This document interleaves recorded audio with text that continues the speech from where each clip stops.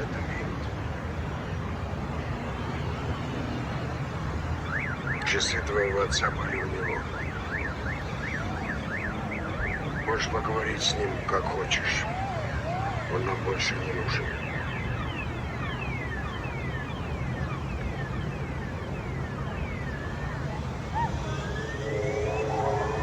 Тебе, дурака, предлагали сюда, чтобы сказать, что прием, которого взяли по делу твоих родителей, состоял в группировке Званцева, а конкретно под винтом ходил. Понял? Винт пропал. Куда ты?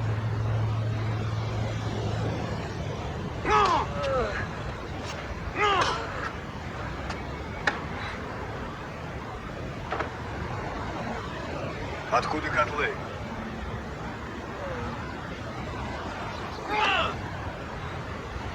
Где взял котлы, гнида? Одного. Какого фраера, говори, до смерти забью.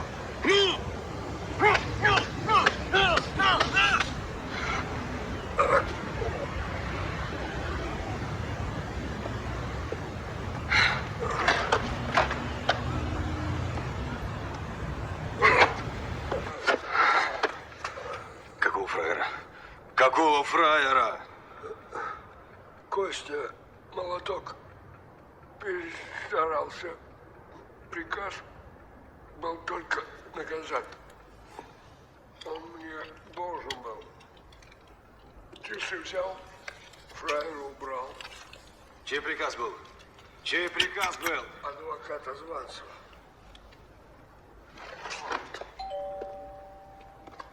Кто это? Не знаю.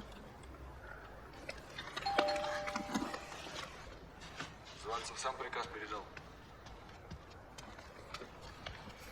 Кто там? Это сосед. Здравствуйте. Здравствуйте. Я ваш новый сосед из 30-й квартиры. Да, очень приятно. Арнольд. Олег. Я вот тут фарш принес. Для котлет. Может, ваша супруга пожарит котлеточки? И мы с вами посидим по-соседски.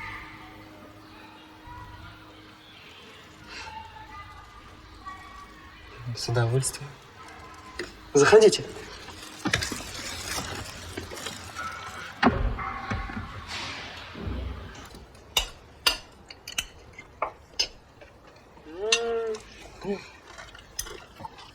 Отличные котлеты. Фарш очень хороший. Где вы его брали? Я на мясокомбинате работаю.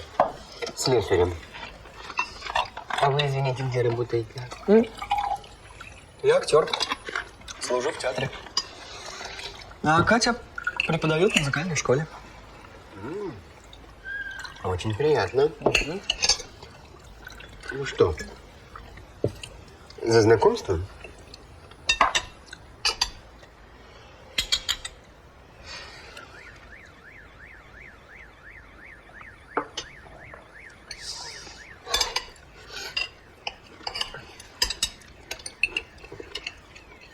А музыка у вас есть? Да, конечно. Вот, магнитофон хотите? Да, для атмосферы.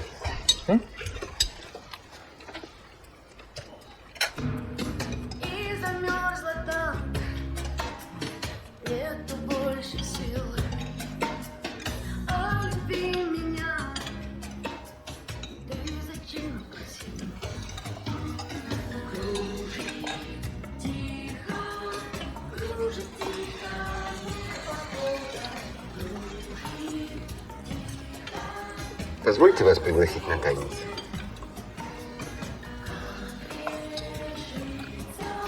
Конечно.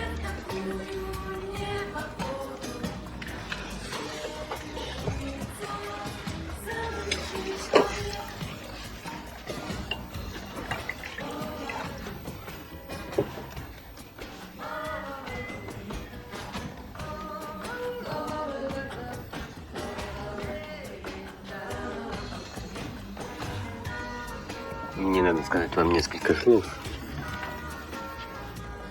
Говорите. Пойдемте в ванную.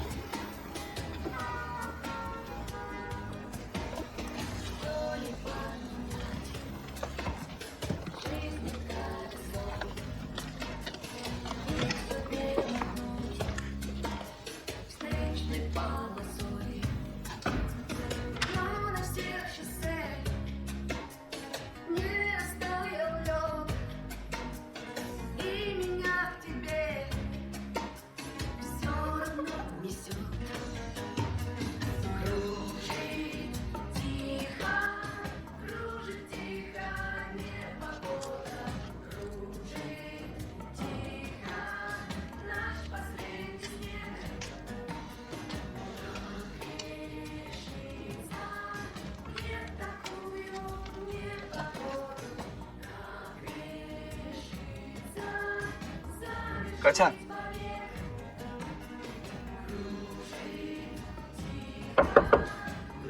Катя. Можно Катю? Сейчас она придет.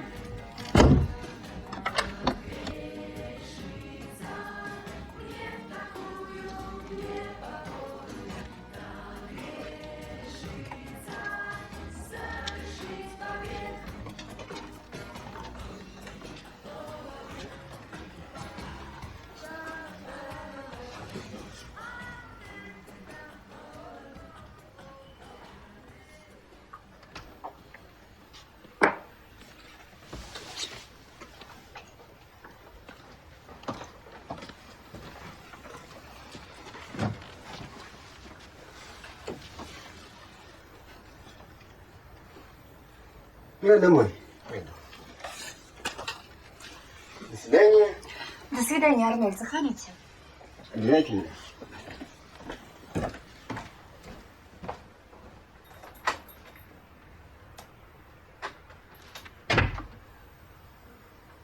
Ну и чем вы там занимались в ванной? Разговаривали. Ты знаешь, Арнольд очень интересный человек. Нет, я спрашиваю, чем вы там занимались в ванной? Олег, что ты себе позволяешь? Откуда у тебя эти гнусные мысли? Ты пьян.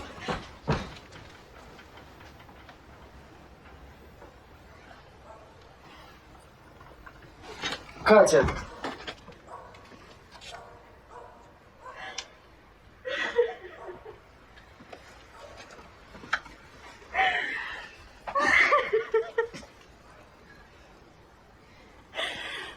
Катя.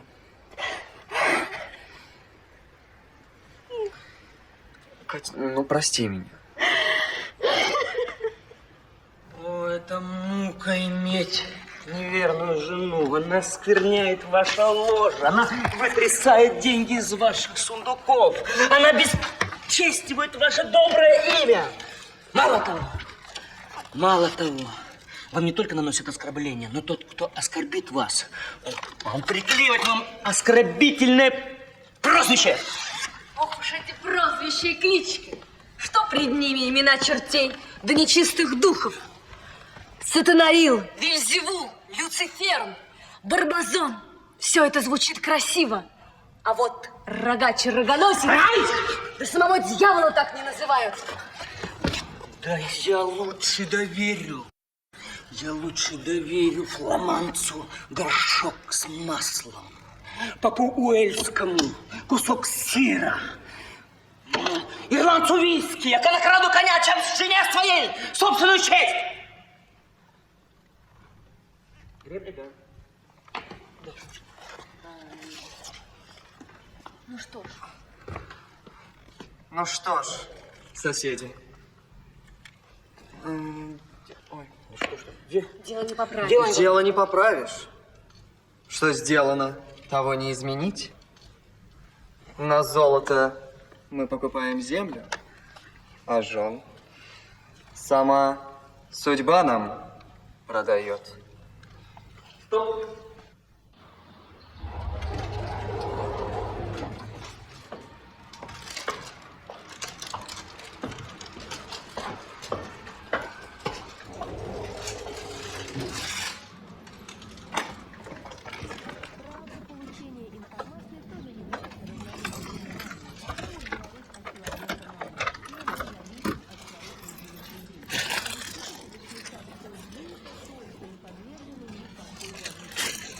Катя!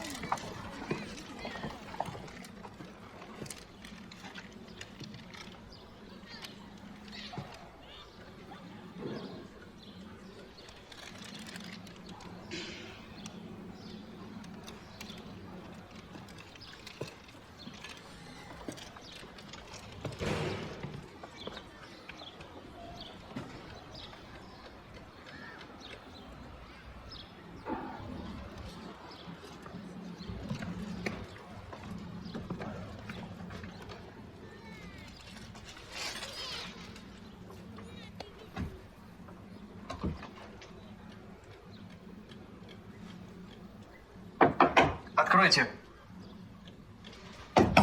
Немедленно откройте. В чем дело? Олег. Где Катя? Олег, что ты себе позволяешь? Как ты себя ведешь? Что это за дикие вопли? Что за хамство?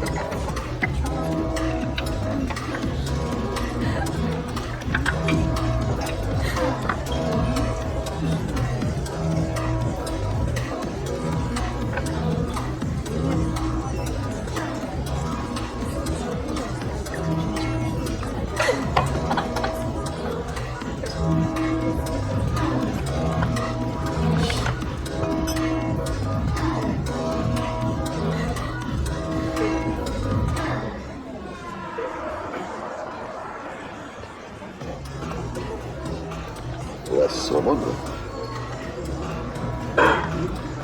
Пожалуйста.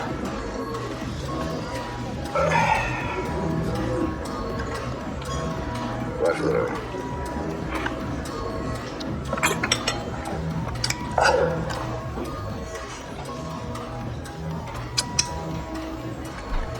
Судя по вашему лицу, у вас случилось несчастье. Да. Мне изменила жена.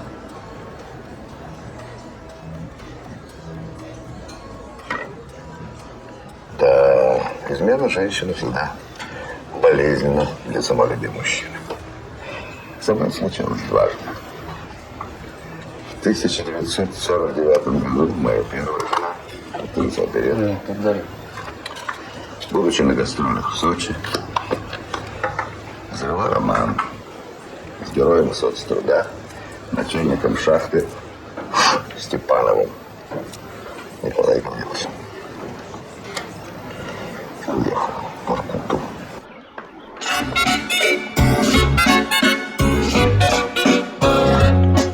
Посмотреть, ветер тучи нагоняет. Ну и что же? Снова дождь пойдет сейчас. Да, возможно. Значит, многое бывает по причине, не зависящей от нас. У меня жених есть. Это несомненно.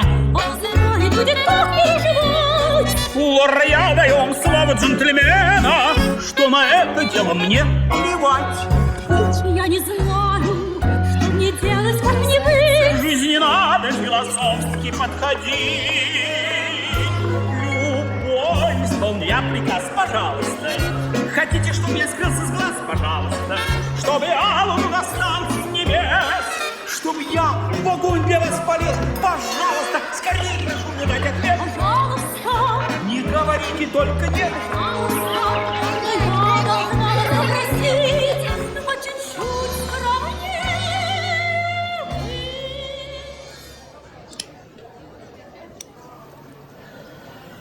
1965 году, вернувшись из командировки, я застал свою вторую жену, Зинаиду Николаевну, с начальником финансового отдела нашего министерства Красовским.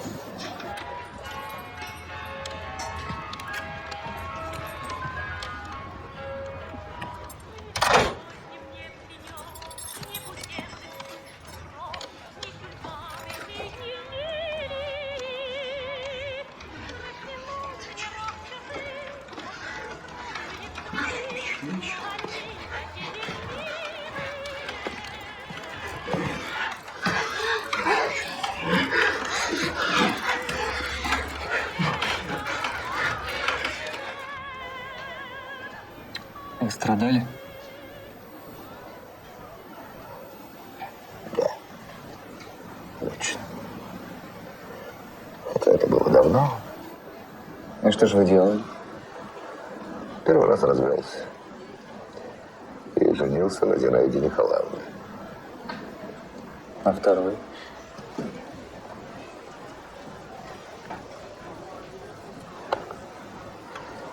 Я убил ее.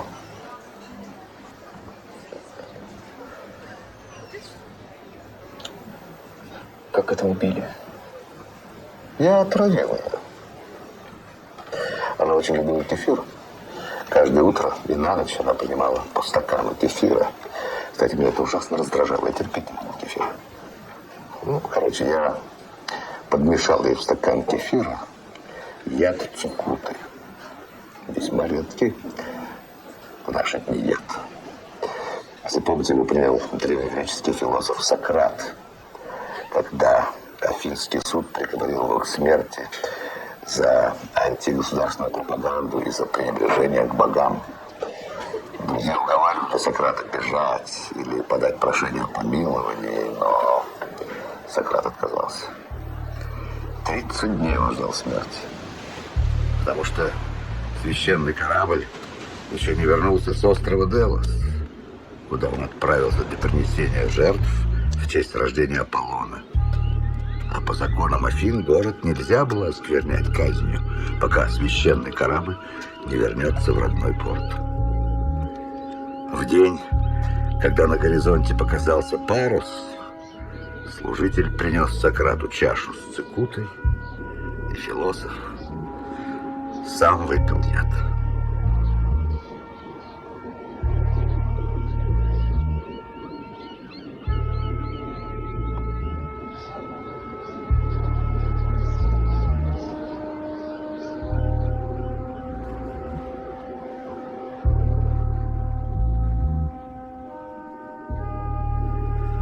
Да, было это 2500 лет тому назад. Убейте ее, мой друг.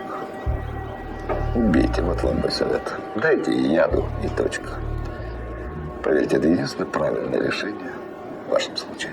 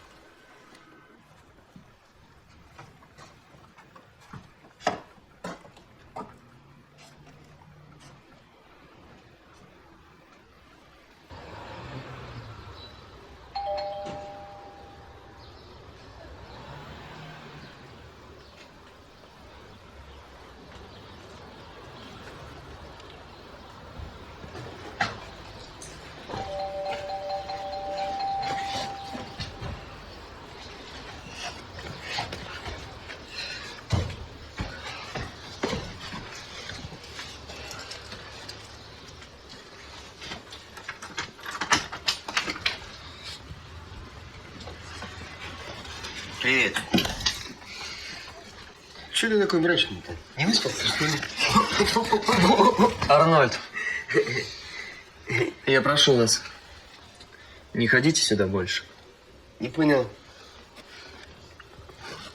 Неужели вы не понимаете, что ваши отношения с Катей, как бы это сказать, немного ненормальные? Чего ненормального? Ты чего, Олег? Арнольд, я категорически настаиваю, чтобы вы перестали сюда ходить. В чем дело? Что случилось? Я зашел, он говорит, не ходи сюда больше. Как? Олег, как тебе не стыдно? Как ты можешь так обращаться с людьми? Сейчас же извинись перед Арнольдом. Да я что? Я, пожалуйста, могу и не ходить. Зашел-то, соли хотел взять. А он накинулся, говорит, не ходи. Извините, Арнольд. Идите к себе. Я сейчас приду к вам.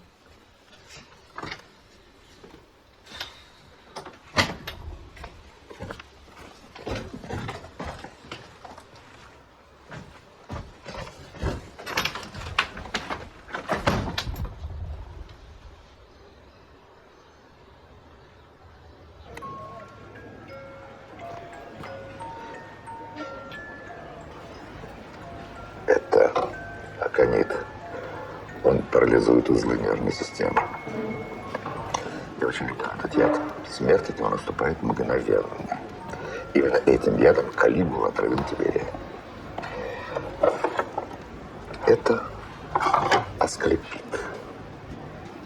Действие его приводит человека в состояние экстаза, приближающегося к блаженству.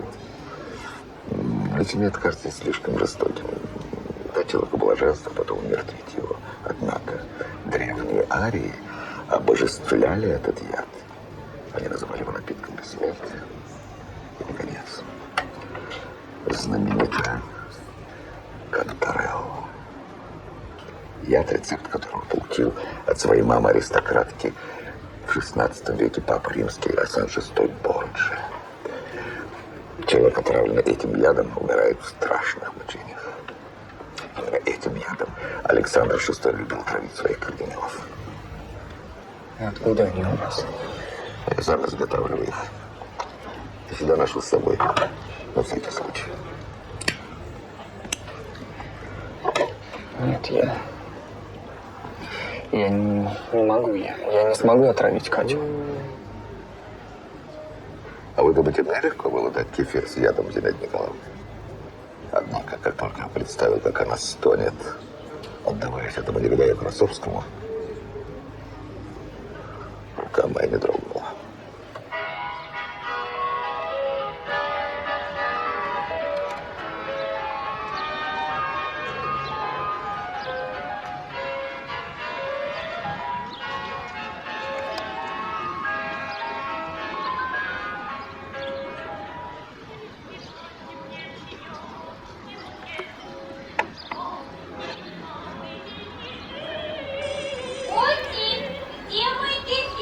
Уже наливаю.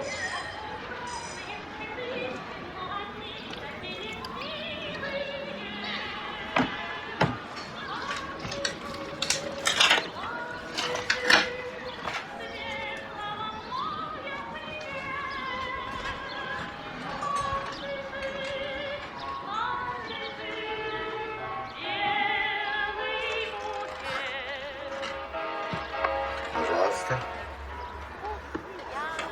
Спасибо, котик. Здоровья.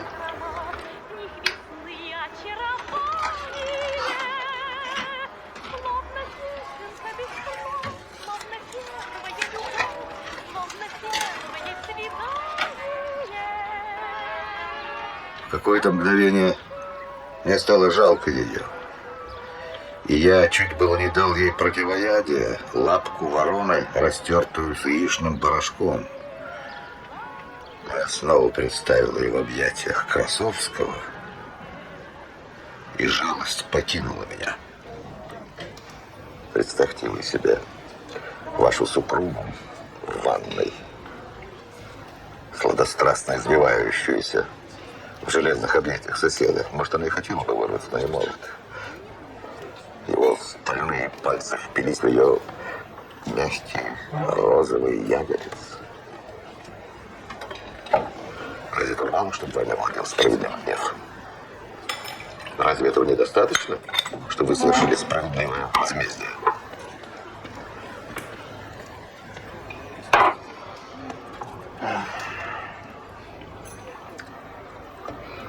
Я готов.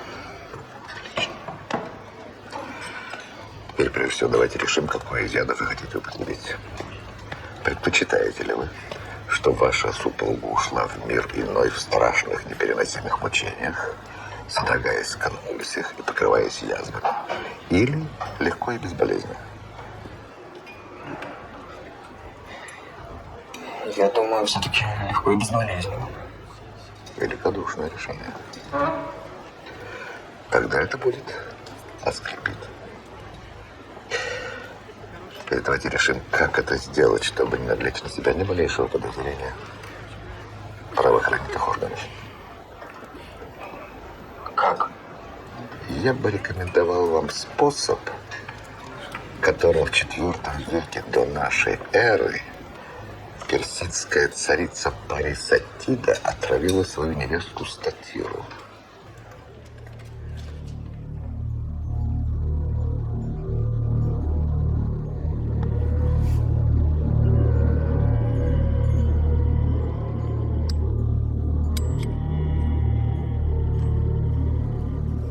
В то время, когда в долинах великих рек создавались и гибли могущественные державы, персидский царь Ксеркс, покорив хеттов, основал великую империю. Одна из жен Ксеркса, Парисатида, решила возвести на трон своего сына.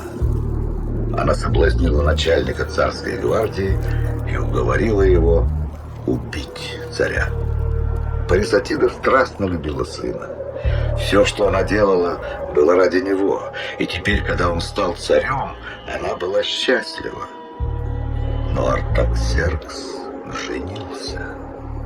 Парисатида стала ревновать сына к его юной жене Статире, которую он очень любил. Она решила отравить невестку. Опасаясь друг друга, обе женщины ели одни и те же кушанья с одних блюд и тарелок. Однажды поданную к обеду дичь Парисатида разрезала ножом, который с одной стороны она смазала ядом.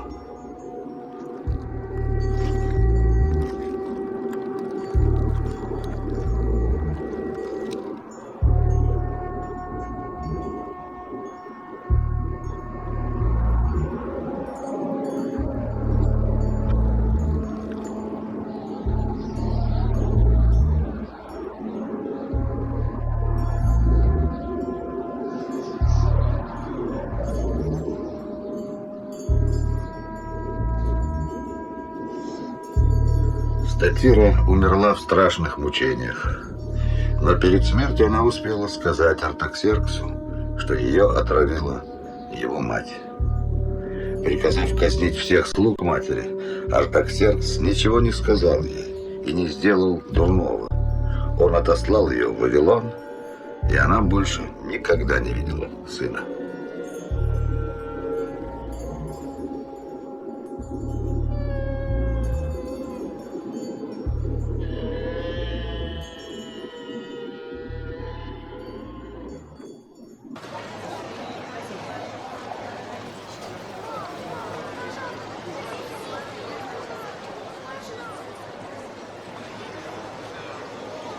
Девушка, мне курицу, пожалуйста.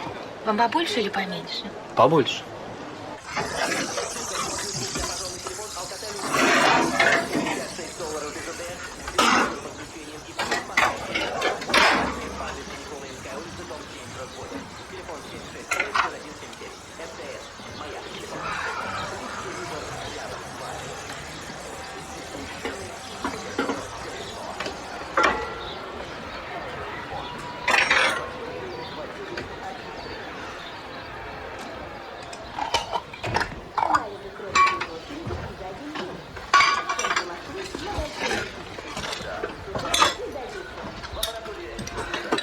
Ты дома? Да. А у нас репетицию отменили, и вот я. А чем у нас так вкусно пахнет? Так, я курицу пожарил. Ты пожарил? Чего это вдруг? Ну как? Ты же любишь курицу. С горошком. Обожаю. Ну ты иди, садись за стол. Я сейчас принесу.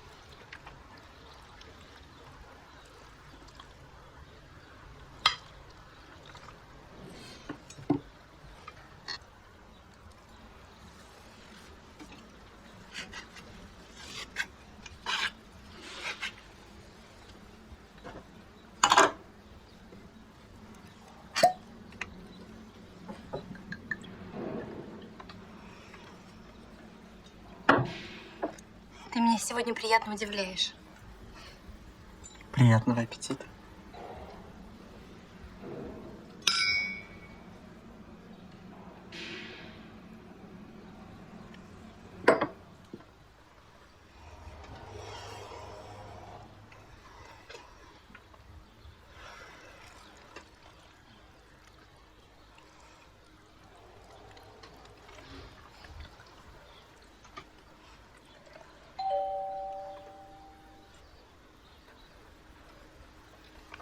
Кто это? Не знаю.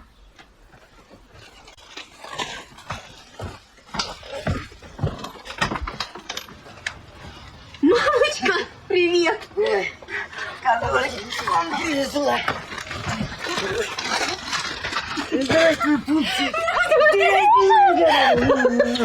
Какая у тебя шляпка? Красавчик. Да, Пупсик. Давай, ну проходи, как я рада тебя видеть.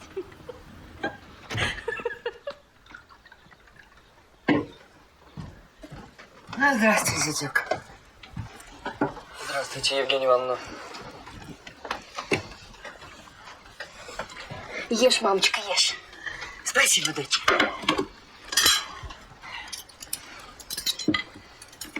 Не трогайте. Что? Ешь, мамочка, ешь, это мой кусок. Не трогайте, я сказал.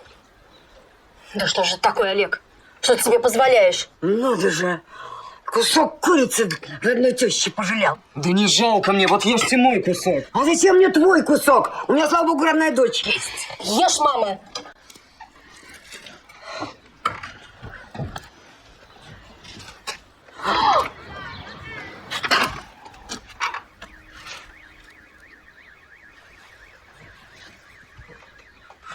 Что же это такое, а? Совсем обнаглел. Какой позор. Боже, как я могла жить с таким чудовищем. Негодяй. Все, я ухожу от тебя. После того, что ты сделал, нас ничего не связывает. Ну, дочечка, ты будешь честная.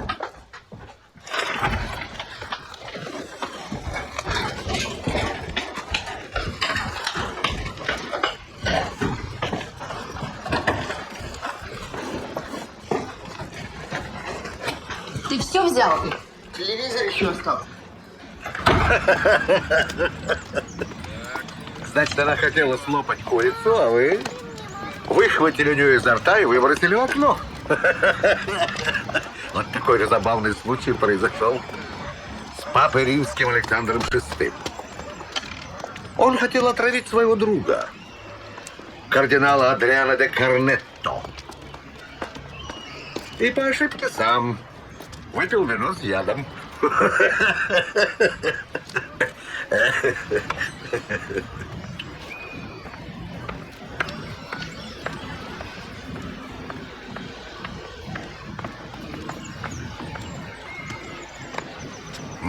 Нет, спасибо.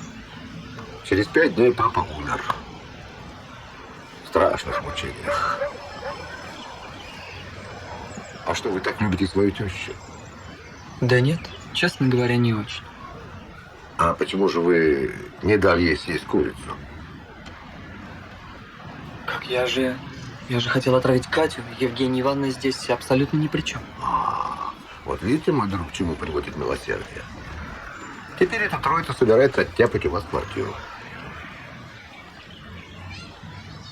Но что же мне теперь делать? Отравить всех троих. Как троих? А почему так округляете глаза? Нерон, между прочим, отравил полсената. Известная неаполитанская отравительница Тофана в 17 веке отправил на тот свет более 600 человек.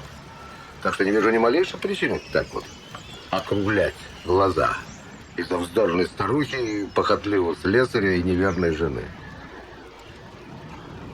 Ну, в конце концов, для начала отравите одного слесаря, а то посмотрим. Может, ваша жена одумается, вы восстановите семью. Или вам слесаря жалко? Честно говоря, Арнольда мне абсолютно не жалко. Но никого травить я больше не собираюсь.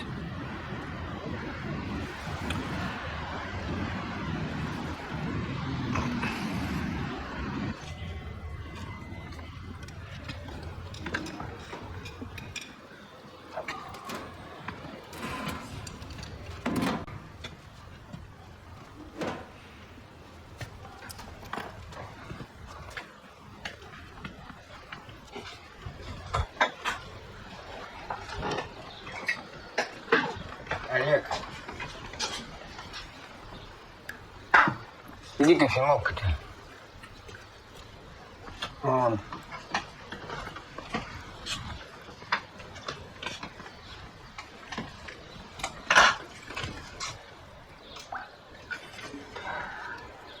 Чайник не велели тоже взять. Послушай, Олег, а мамаша, она вообще как? Ну, долго сюда приезжает? Когда как, бывает и на полгода. Термин. Чего ты с этой курой завелся-то? Съела бы старуха кусочек. Слушай, что же это получается-то, а? Ты теперь один в двухкомнатной квартире. Я с твоей женой, с ее мамашей, однокомнатной. Нечестно. Давай меняться. Как это меняться? Нам же все равно эту квартиру делить. Да? С чего это? Эту квартиру моя мама купила, когда я женился. На 3 работах работала и по копеечке эти деньги собирала, чтобы мне эту квартиру купить. Значит, я должен твою жену кормить и поить, и ее мамашу в придачу. А ты здесь один кум королем будешь жить? Нет уж, дудки. Или меняться, или забирай к чертям собачьим назад. Пошел вон отсюда, хам. Что? Я говорю, пошел вон отсюда, хам. Кофемолка, дай чайник. Ничего вы у меня не получите. Так? Ну, посмотрим, чья возьмет. Ты еще у меня заплатишь мне.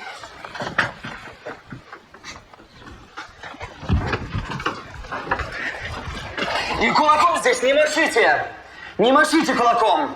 И чтобы ноги вашей в моей квартире больше не было! Ах ты гнида! Ты мне из этой квартиры завтра вылетишь, как пробка! Да вы у меня вылетите. Я тебя знаю, ты у меня в ногах валяться будешь. Что здесь происходит, Арнольд? А он не отдает ничего. Ни кофемолку, ни чайник. Ничего не отдает. И орет еще. Я участкового вызову. Ты мне завтра сидеть будешь 5 суток. Как это ничего не отдает, Олег? Да как ты смеешь? Сейчас же отдай мои вещи. Это моя кофемолка. С каких-то пор она твоя. С тех самых пор, как подарила нам ее моя мама. Совесть надо иметь, Олег. Совесть. Совесть? Да. Про совесть не надо. Про совесть это вы себе скажите. А твоя мама нам никогда ничего не дарила. Один раз утюг на свадьбу, и тот оказался сломанный. А вот эту кофемолку, между прочим, я на свои деньги купил, на свои, на заработанные. Какой же ты негодяй, Олег. На какие свои деньги? Я себе пары колготок не могу купить. Ты страшный человек. Завтра я подаю на тебя в суд. На раздел имущества и квартиры. Не посмеешь ты больше сюда своих проституток водить. И не надейся! Да, не ожидал от тебя такого, Олег. Не ожидал.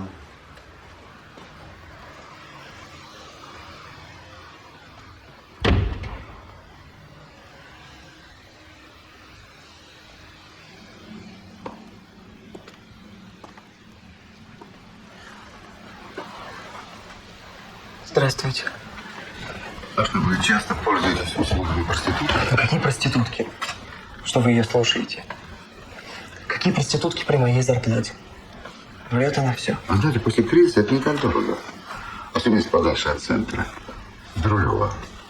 Северный Бутово. Подождите. Как вы, собственно, здесь оказались? Я? Случайно. Я шел мимо, решил зайти. Можно зайти? Да, конечно. Заходите.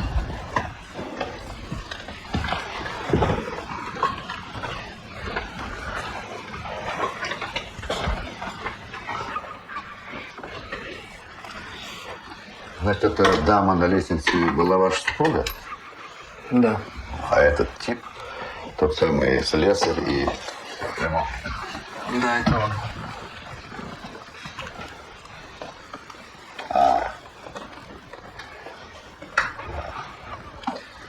Вот я никак не могу понять, почему вы не хотите их охранять.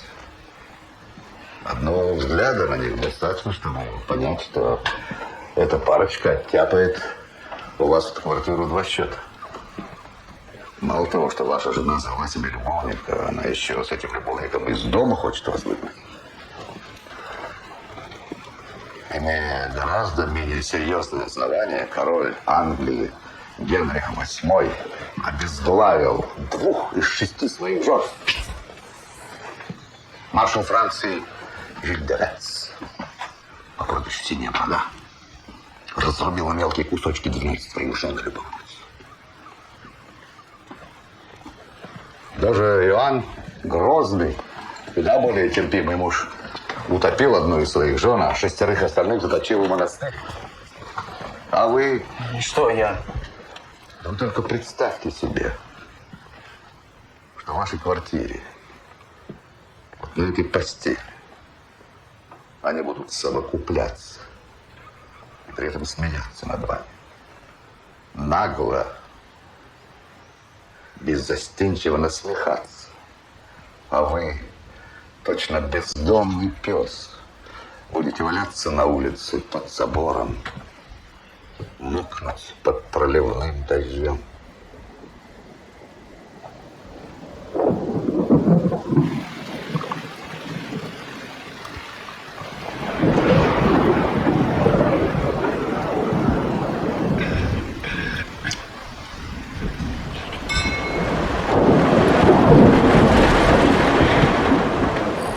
Какая гроза. Укажи Господь сейчас оказаться на улице, да? А он там? Где же ему еще быть-то, а? Ну, пойди посмотри, что он там делает.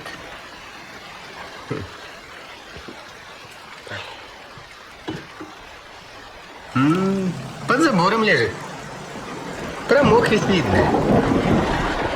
А зонта у него нет? Откуда? Мы же у него все имущество оттяпали. По суду.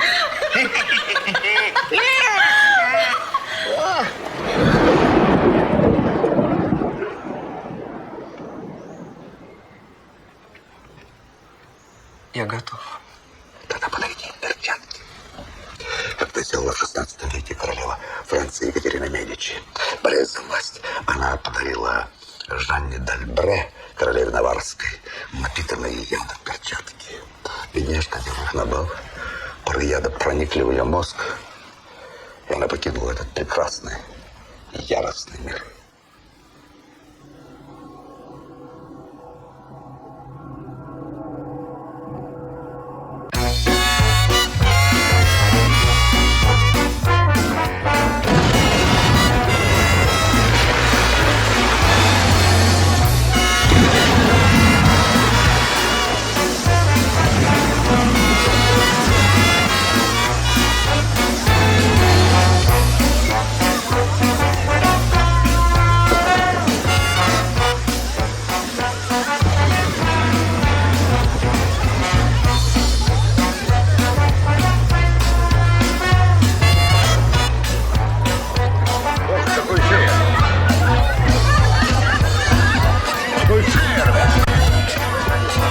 Ой-ой-ой, какое угощение, какие вина, какие закуски. А какие женщины? Красавицы! Столу, мой друг! Столу!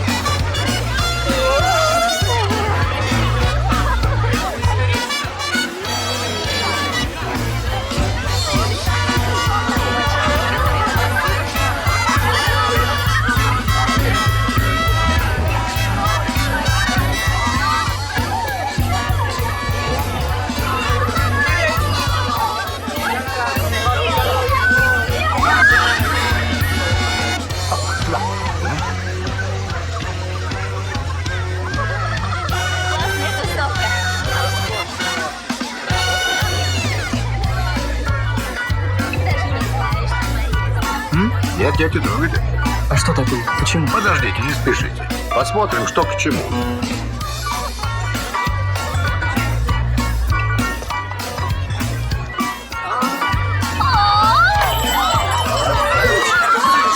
Что с ним?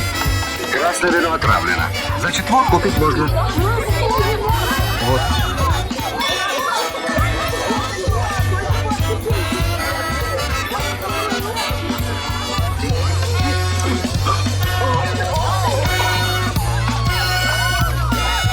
Вы не заметили, что он там съел? Что с ним? Заливная рыба. Рыбу не трогать. Ешьте черную икру. А, понятно. Спасибо.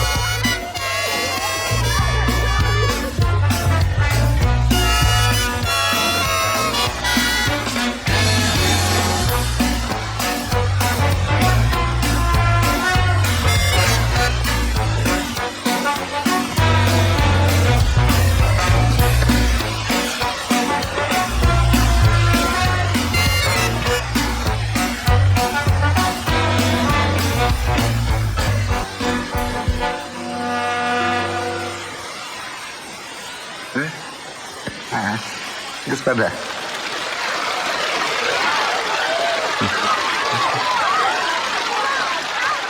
Господа.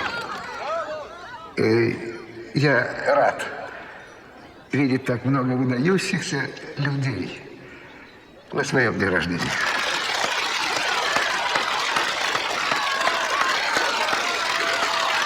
Спасибо.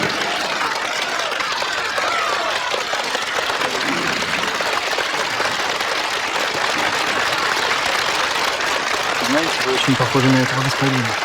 Да, многие говорят, что я на него очень похож. Но, разумеется, это простое совпадение. Ни в каком родстве мы не состоим. А кто он? Папа римский, Александр VI, Борджиа. Как он здесь оказался? Ну, не знаю, приехал, наверное, на чем-нибудь. Может, на машине, может, на поезде. Да он же жил в 16 веке. Справа от него его сыночек Чезаре, а слева дочурка Лукреция. Они оба с ней спят. И папаша, и братец. А, простите, вы кто будете? Кардинал Ди Корнель. А вы? Прохоров Иван Петрович. А это мой друг Олег, актер. Актер театра. Здравствуйте. Вот вас я что-то никогда здесь не видел. А он здесь впервые. Отравил свою жену, тещу и соседа, слесаря Шарапова. О, Благодарю вас. Спасибо. Все?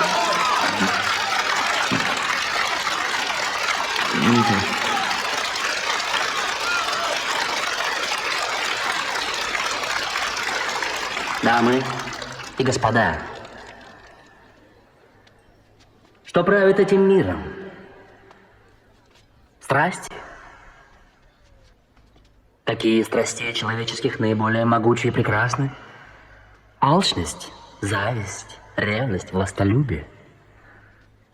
Кому не хочется, хрустя $100 ассигнациями, подкатить на роскошном ягуаре к отелю «Шаратон Гавайи»? Кто не хочет обладать роскошной мулаткой на песчаном пляже Акапулько? Кто хоть на минуту не представлял себя хозяином Белого дома, Букингемского дворца, Кремля? Кто испытывал жгучей ненависти к другу, получившему наследство?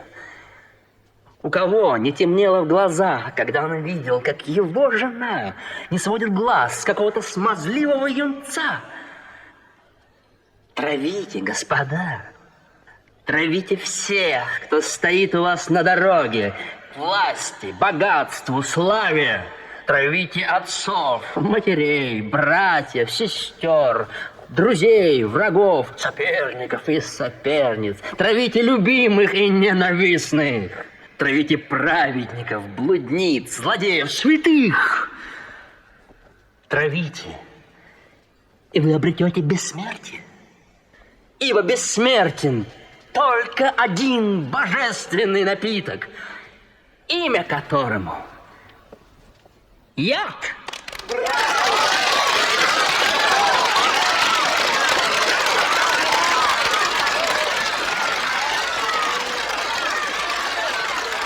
Вальс.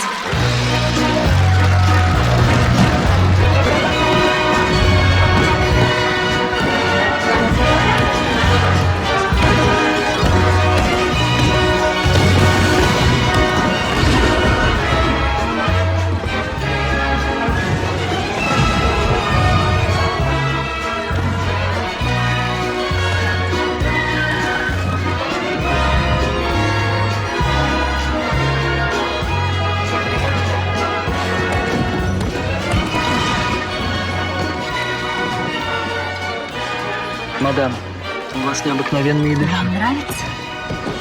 Это духи Бьянки. Они изготовлены по флорентийскому рецепту. А эти перчатки мне подарила королева Франции, Екатерина Медичи. Кто вы? Как вас зовут? Я Жанна Дальбре, королева Наварская.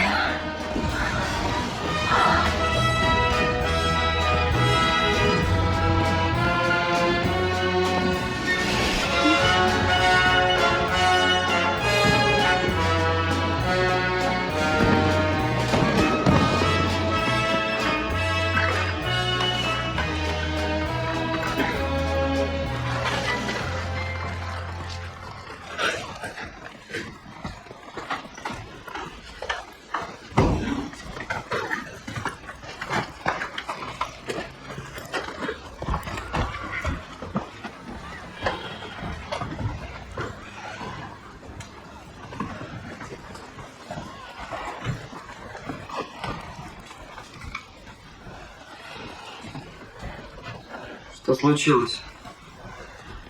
Жена с дочерью. Какой позор. Эта ужасная женщина назвала меня проституткой. Ударила маму. А ты даже не заступился. А что, я драться не должен? Она мастер спорта по гребле.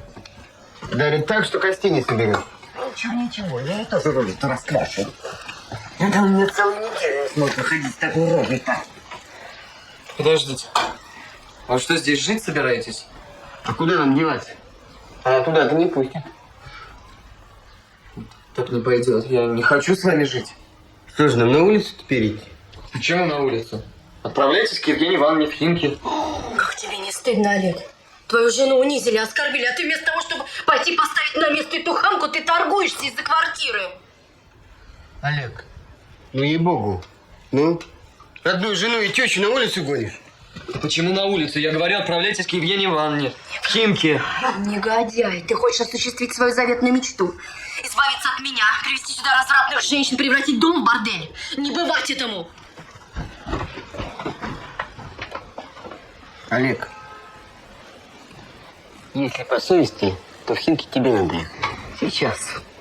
Да про Химки-то забудьте, в Химки-то моя жилплощадь. А ему куда деваться? Пусть идет к своим подружкам. Я всегда знала, что ты мне изменяешь. Ты сексуальный маньяк. Молчи ты, дура. Замолчите вы все. Твари. Твари бесстыжие. Кто это?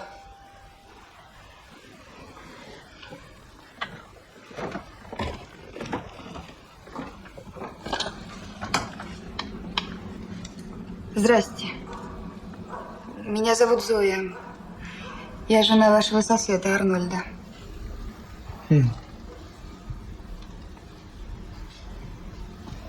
Ходите.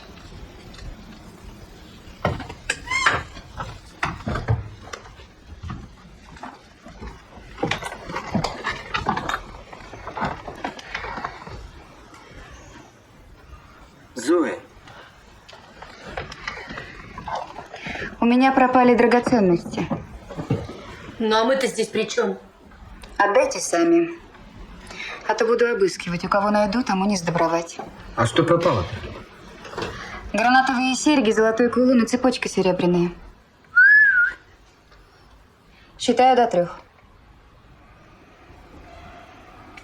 Я не брала.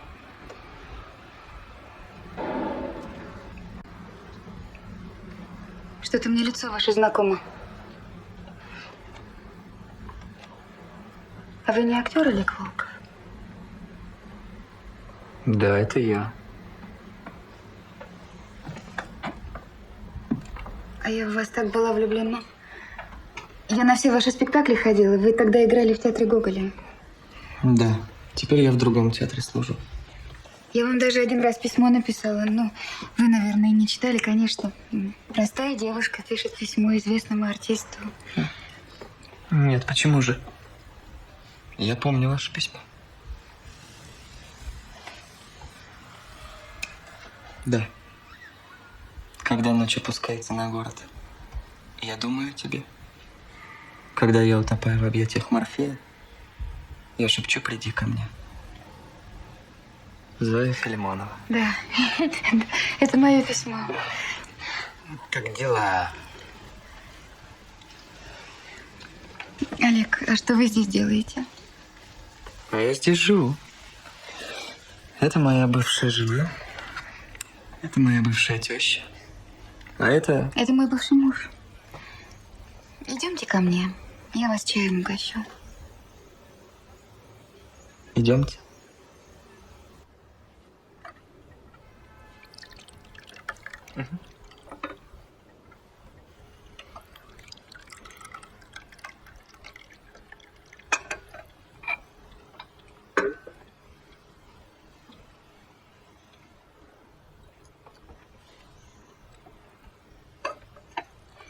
Вам никогда не хотелось убить свою жену?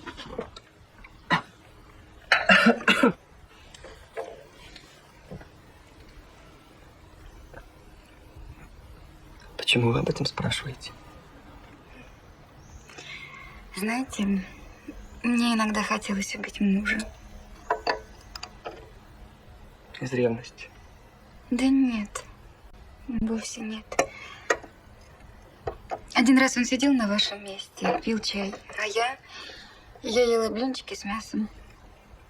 И вдруг подумала, я сейчас возьму и вилкой ткну ему в глаз. Мне так хотелось сделать это, что я вынуждена была уйти на кухню. А второй раз он курил на балконе, в одних трусах и майке. А я смотрела на него сзади и вдруг представила, как я подбегу к нему, схвачу за ноги и перекину через перила. А вы что, так его ненавидите? Да нет. Я очень хорошо к нему отношусь. Просто иногда лежишь в постели и думаешь, вот, рядом лежит мертвец. И я сейчас к нему повернусь, а у него глаза стеклянные. Я вспоминаю, как я в первый раз тебя увидела. Ты играл Евдокимова в спектакле «104 страницы» про любовь. Да, было дело. Ты мне ужасно нравился. Особенно в финале спектакля, когда Евдокимов узнает, что его возлюбленная стюардесса Наташа погибла, спасая детей, загоревшимися при посадке самолета. Ты тогда стоял и просто смотрел в зал.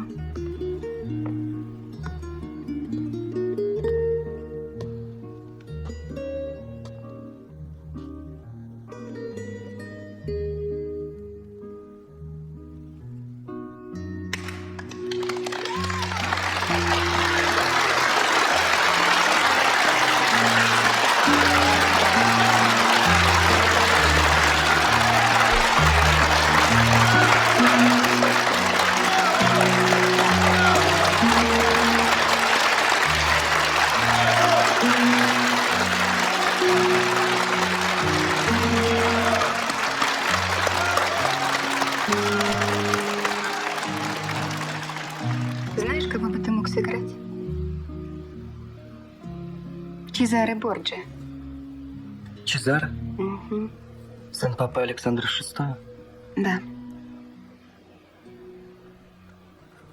Он был фантастический негодяй. Он спал со своей родной сестрой, а когда узнал, что она одновременно спит с его родным братом, он убил его. Он добивался любой женщины, которая ему нравилась.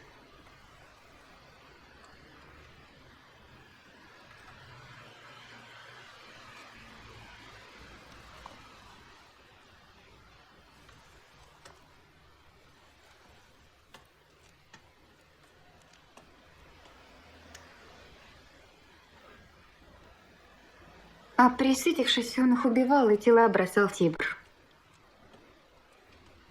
Однажды он со своим отрядом захватил город Капую и перебил 7000 жителей прямо на улицах. 300 самых знатных женщин города заперлись в башне. Тогда Чезаре взломал двери,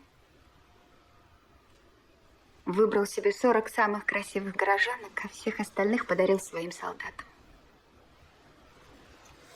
В другой раз Чезаре с отцом задумали отравить 3 кардиналов, чтобы завладеть их деньгами. Александр VI пригласил их в сад, неподалеку от Ватикана, отобедать. А Чезаре приготовил 2 бутылки отравленного вина и передал их своему слуге.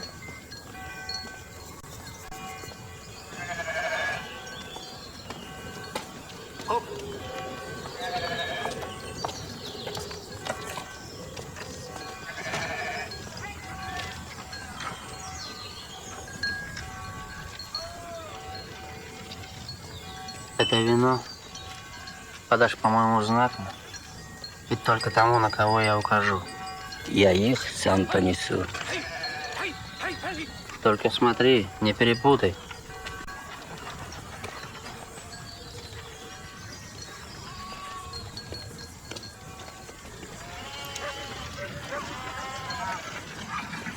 Ну что, пойдем пообедаем.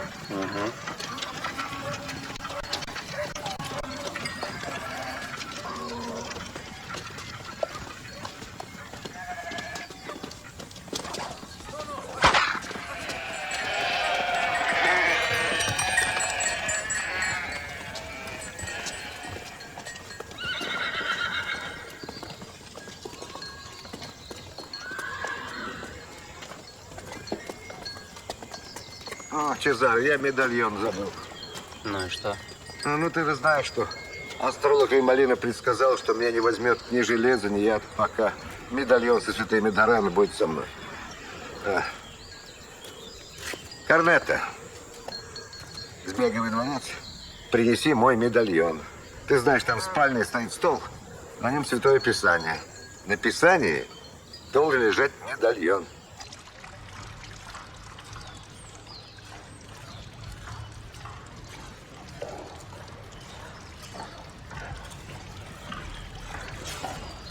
Джованни, принеси мне стакан вина. И мне принеси стакан. Его просвещенство велел налить 2 стакана вина.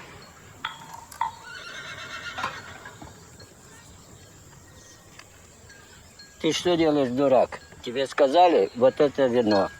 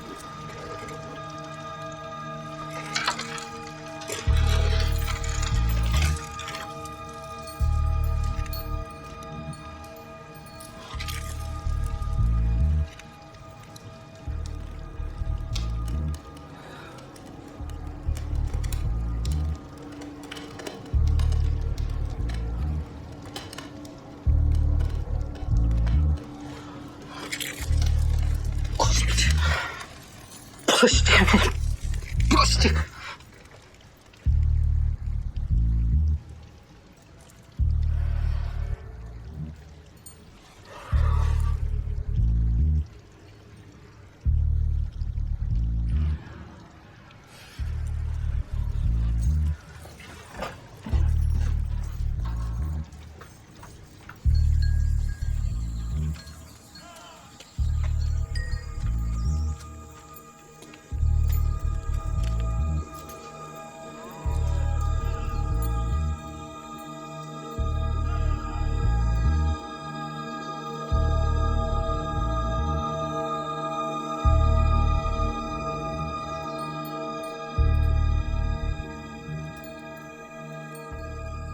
Александр VI умер через 5 дней. Тело его ужасно распухло, и от него исходило такое зловоние, что, несмотря на обычай целовать усопшему папе руку, никто на это не отважился.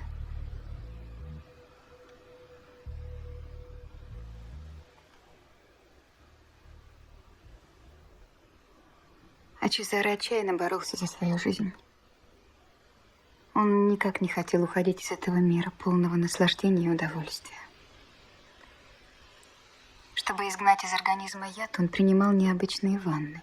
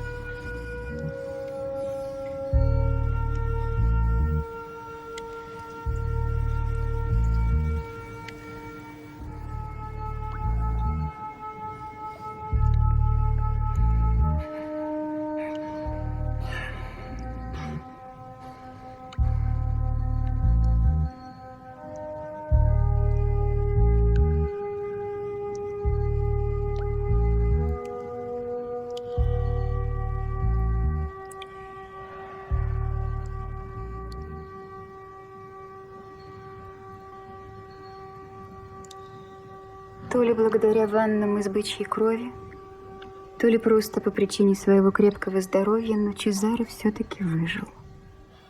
А почему ты считаешь, что я мог бы сыграть Чезаре? Я не знаю. Просто ты мне ужасно нравишься.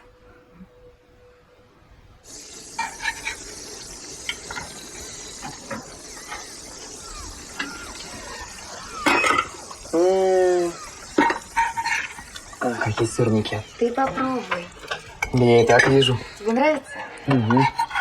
Ты знаешь, мне мама всегда на завтрак делала сырники. Правда? Угу. Я тоже всегда буду готовить тебе на завтрак сырники.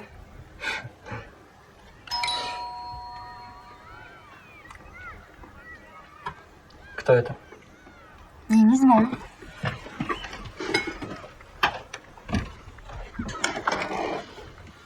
Здрасте. А вам кого? Здравствуйте. Я Прохоров, приятель Олега Волкова. Я могу его видеть? Да, Олег, к тебе пришли. Проходите. Ах, вот вы, значит. Здравствуйте. А я к вам туда зашел, а ваша теща говорит, что вы там уже больше не живете. Да, это правда. Я ушел из дома. Познакомьтесь, это Зоя. Это Иван Петрович. Зоя. Вы уже сырники кушаете? Да, вы хотите? С удовольствием, Мушер, с удовольствием. Вы проходите в комнату, я вам потом принесу. Проходите.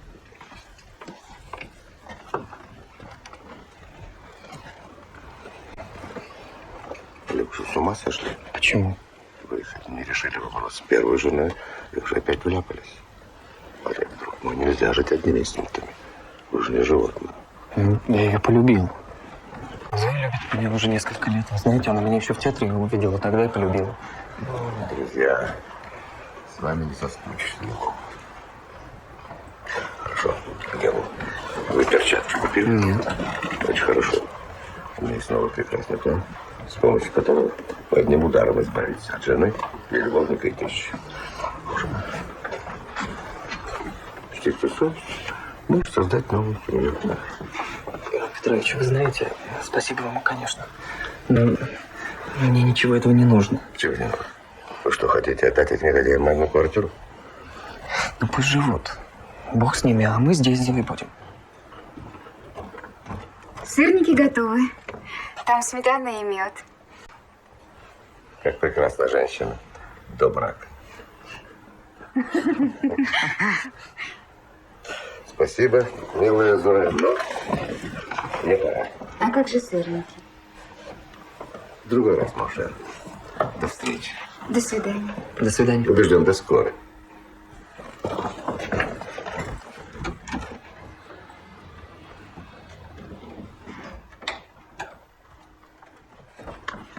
А кто это? Знакомый? А чем он занимается?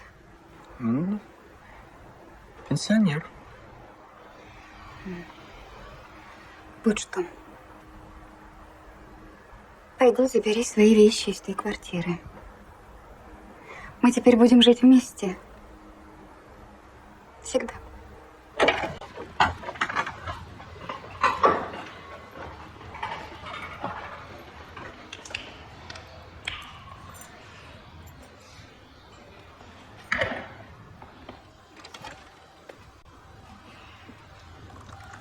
Эту квартиру ему точно присудят, раз ты здесь не прописана.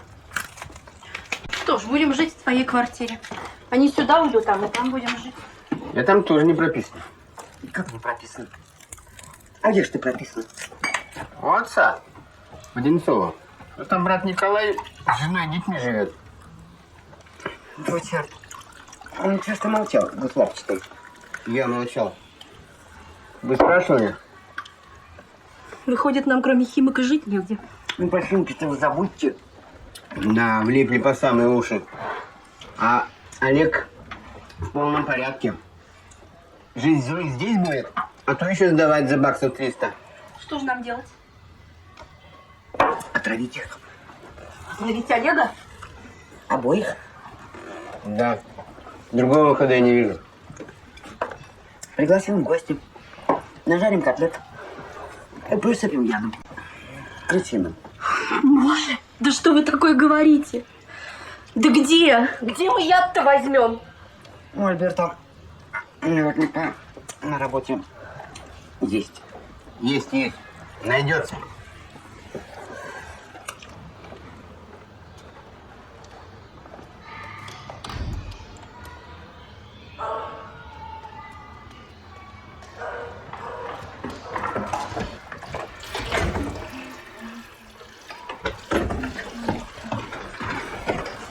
А где вещи, Олег?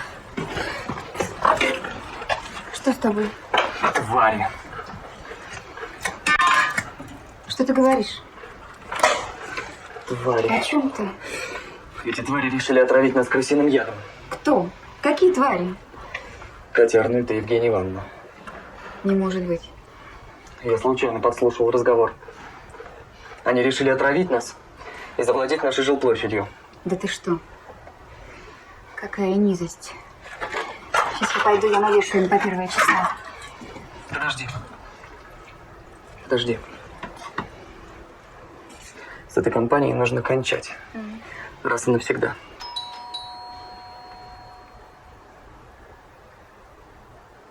Это они. Сделаем вид, что мы ничего не знаем. Угу. Здравствуйте. Здравствуйте.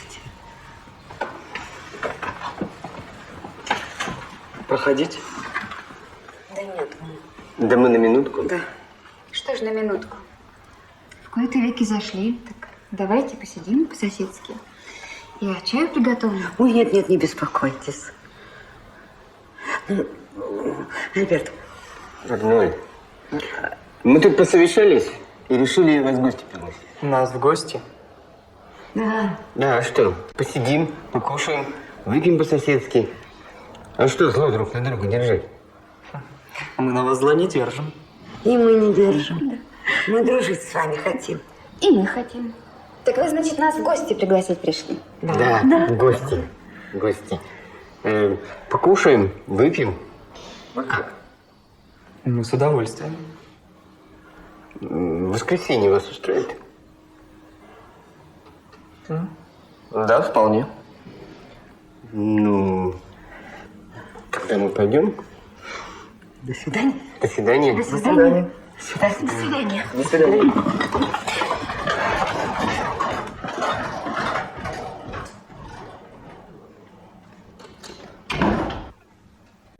Какие лицемеры.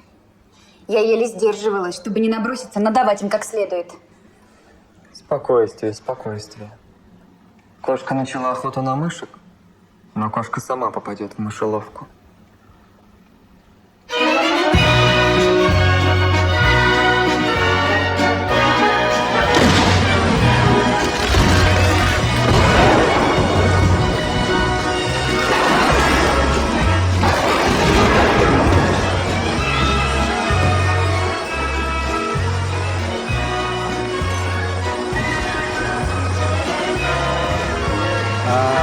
Вы актер Олег Волков? Это он. Да, это я. Вас хотели видеть папа Александр VI. Боже, какая честь. Следуйте со мной, пожалуйста. Прошу вас. Его святейшество. Нас пригласил его святейшество.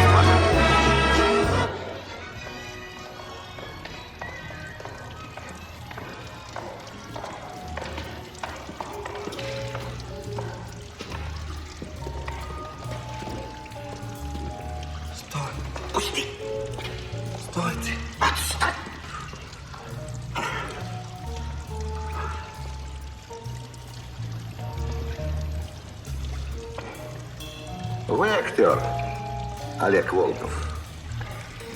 Да. Это вы намереваетесь отравить свою жену, ее любовника слесаря Шарапова и тещу Евгения Ивановна Холодкова? Да, эту самую госпожу Холодкову. Да, я. Превосходно. могу ли я вас просить отобедать с нами? С удовольствием. Ты кто? Прохоров Иван Петрович. В прошлом работник Министерства тяжелого машиностроения.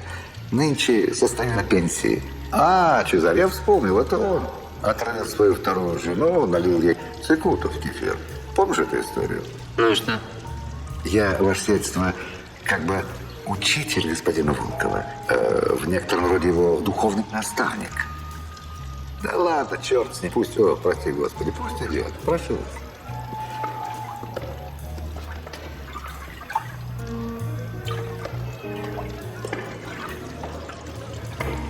Позвольте познакомить вас с нашей компанией. Знаменитый римский император из рода Клавдиев Гай Калигула. Великолепный знаток ядов, проверял их на рабах. Отравил своего отчима, императора Тиберия, еще много-много других. Еще один знаменитый император, Нерон, со своим сообщником, знаменитым отравителем Лакустой. Так, персидская царица Парисатида.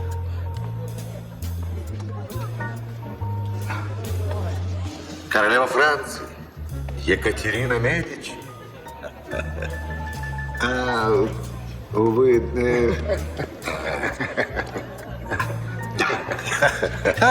маркиза Мари Мадлен де Бренвилье. Отравила собственного отца. Проверяла действие ядов на больных, которых навещала в больнице. Привет, доктор Эдма Коста. Отравил всех своих братьев в надежде получить их состояние. Боже, какая красавица! Мой друг, властелин Крыма хан Менглики Рей. Замечательный образец восточного коварства. Американский школьник Билли Холмс. Бабушка подарила ему на Рождество набор юной химии. Так малыш оказался настолько смышлен, что за 2 года отравил своих родителей, бабушку, сестренку, дядю Джона и преподавателя физкультуры. Ну ладно, иди, ешь. И что самое замечательное, все ядами собственного изготовления. Моя дочь Лукреция. Лукреция сожительствует со мной и одновременно с моим сыном, своим братом Чезаре. Я вас не познакомил. Мой сын Чезаре. Папа! Здравствуйте. Я очень много слышал о вас. Садитесь рядом со мной. Господа, прошу всех к столу. Чего? Слава. Покушай немножко. Пойдемте к столу.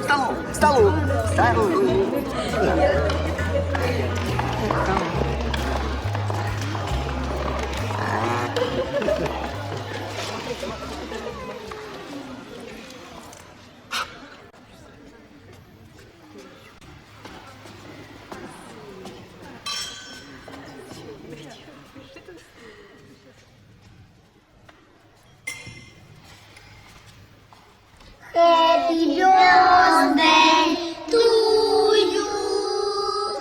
Happy birthday to you.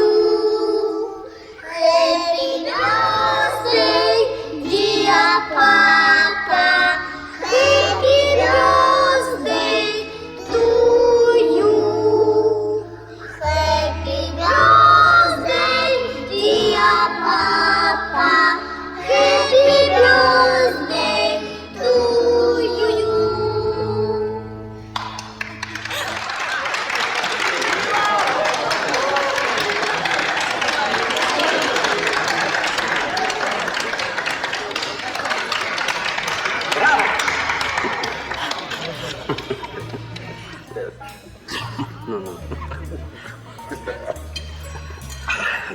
Господа, я хочу поднять первый бокал за нашего гостя.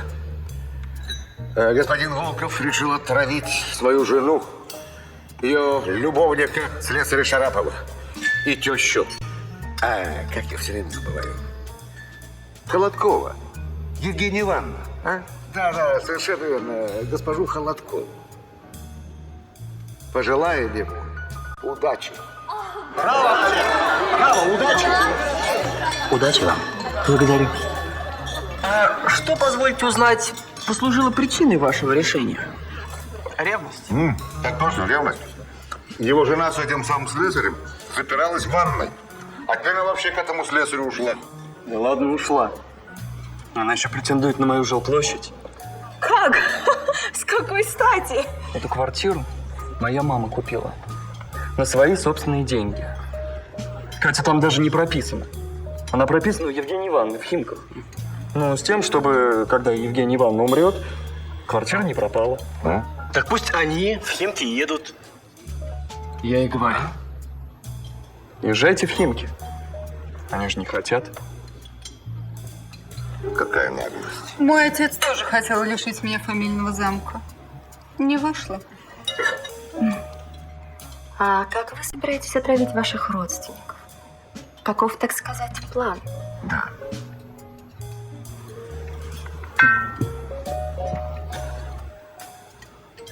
Скоро Новый год.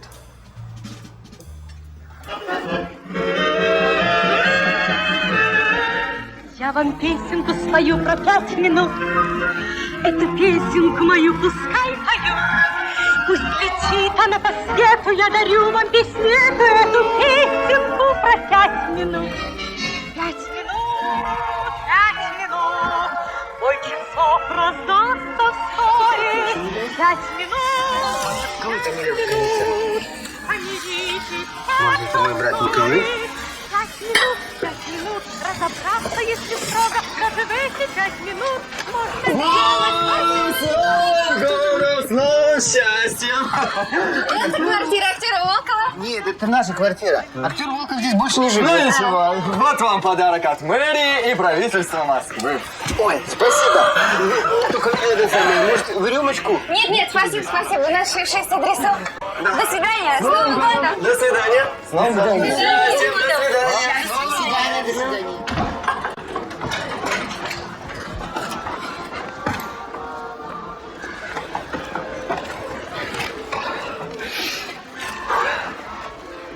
Ну все. Сейчас елка оттает, и пары яда проникнут в мозг и в центральную нервную систему. Я тебя обожаю. Отличный замысел. А какой яд вы собираетесь использовать? Могу порекомендовать вам духи Бьянки. Иван Петрович рекомендует мне использовать Контореллу. Это хорошее средство. От него лопаются глаза, западают волосы, и тело покрывается ужасающими язвами. Хорошее средство. Вы сами не боитесь смерти? Смерти? Наверное, боюсь. Смерти боятся все. В ту ночь, когда Сенат объявил меня врагом народа, я решил покончить с собой и принять яд. Но я так боялся умереть, что не смог этого сделать. Тогда мой раб вонзил мне меч в горло. А я ничего не почувствовал. Заговорщики подошли ко мне сзади и отсекли голову. А потом они убили моих детей. А я тяжело умирал. Фу, вспоминать не хочу. Кстати, а как ты умер, Чезаре? Я умер через 4 года после тебя. После твоей смерти удача отвернулась от меня. Враги, прежде трепетавшие при одном упоминании моего имени, стали преследовать меня как зверя. Друзья... Впрочем, я никогда не имел друзей. 10 марта 1507 года я попал в засаду.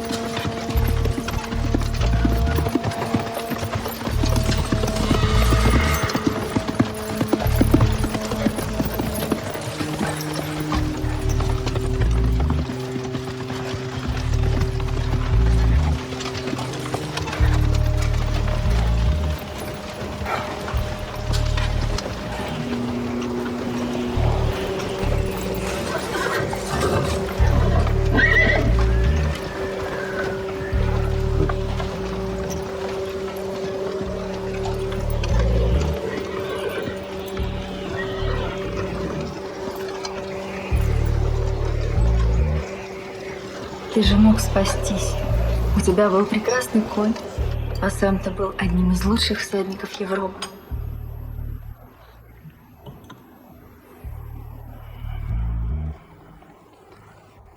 Люди, которых я встречал на своем пути, испытывали ко мне разные чувства. Восхищение, страх, ненависть, зависть, но никто никогда не любил меня.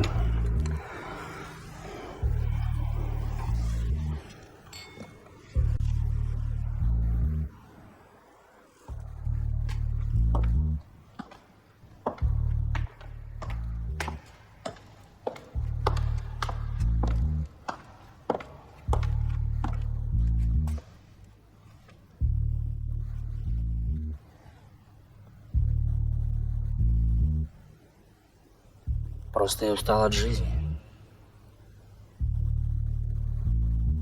Искал смерти.